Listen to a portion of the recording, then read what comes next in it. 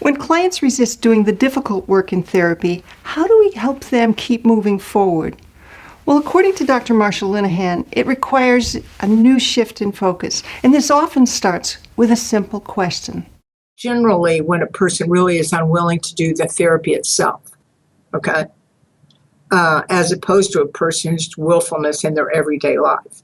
And in their everyday life, what you're going to really be focusing on is wise mind and effectiveness. Is this really effective?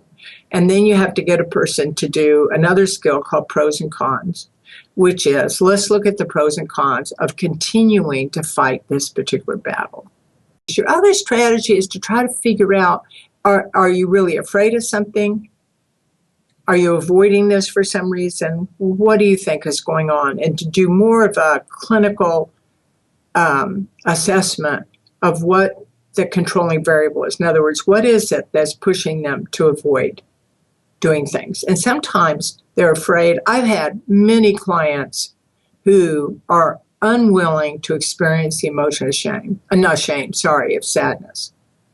And they say it's too painful and they're not going to do it. Okay.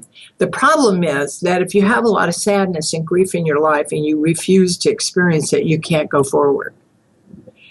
With a person like that, you really have to more explain the value of giving up your resistance and why it's so necessary. So you've got to have a good line on. You're functioning now as a salesperson, and you're trying to sell a new behavior to the client. And to sell behavior, you've got to have a rationale for why in the world it would be effective and why it's going to help them. And then your job, it's like selling cars, except that you're selling behavior. And therefore, you have to have a good story of why it would work. You can give experiences of yourself, of how it worked with you, or how it's worked with other people that you've worked with, why this would be effective for them. And then try to get them to just try a little bit at a time. So that's often the problem, is that what you're asking of the client is painful or difficult. And unfortunately, if they're in therapy with me at least, they have lives where they have an enormous amount of pain and difficulty, but the only way out is to go through the painful things. So I tell stories about that they're like a person in hell. And I tell them, I say, in hell, it's really hot down there. So your feet are hot all the time. And the only way to get out of hell is to climb up a ladder. But the problem with the ladder is that the ladder's also hot. And so what happens to you constantly is, as you're climbing the ladder, it hurts so bad you drop off.